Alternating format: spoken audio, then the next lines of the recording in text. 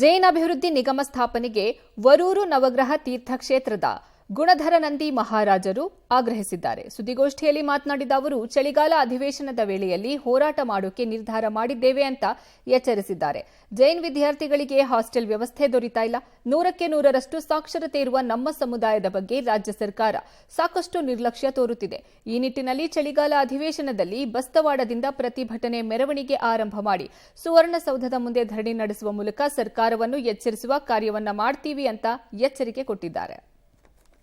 50% ಅಂತ ಮಾಡಿದ್ದಾರೆ. ಅಲ್ಪಸಂಖ್ಯಾತ ಸ್ಕೂಲ್ಗಳು ಇದಾವಲ್ಲ, 50% ರಿಸರ್ವೇಶನ್ ಮಾಡ್ತಾ ಇದ್ದಾರೆ.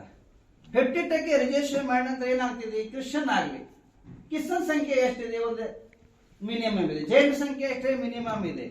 ಆ ಸಂಖ್ಯೆ ಅವ್ರ ಸ್ಕೂಲ್ ಅಲ್ಪಸಂಖ್ಯಾತರು ಸ್ಕೂಲ್ ತೆಗೆದ ನಂತರ 50% ಅವ್ರನ್ನ ಹುಡುಗರನ್ನ ತಗೋಬೇಕಂತ ಕಂಪಲ್ಸರಿ ಹಿಡಿದಾಗ 50% ತುಂಬಲ್ ಇಲ್ದಾದ್ರೆ ಅವ್ರ ಸೀಟ್ಗಳು ಖಾಲಿ ಉಳಿತಾವ. ಅವು ಜನರಲ್ ಆಗಿ ಮಾಡಿ ಜೀರೋ ಆಗಿ ಮಾಡಬೇಕು. ಎಷ್ಟು ನಮಗೆ ನಾವು ತುಂಬಿಕೊಂಡ ನಂತರ ಬಾಕಿಯವ್ರಿಗೆ ಅನುಕೂಲ ಮಾಡಿ ಕೊಡಬೇಕಂತೇಳಿ ನಮ್ಮದ ಅಪೇಕ್ಷೆ ಇದೆ. ಅದರಿಂದ ಏನಾಗ್ತಿದೆ, ಅವು ಏನು ಸ್ಕೂಲ್ ಕಾಲೇಜುಗಳು ಇದಾವಲ್ಲ, ಅವು ದೀರ್ಘಾಯುಷ್ಯ ಆಗ್ತಾವ. ಮತ್ತು ಅವ್ರ ಪಗಾರಗಳ ಅವ್ರಿಗೆ ಅನೇಕ ಪ್ರಕಾರ ವ್ಯವಸ್ಥೆಗಳ ಕರೆಕ್ಟ್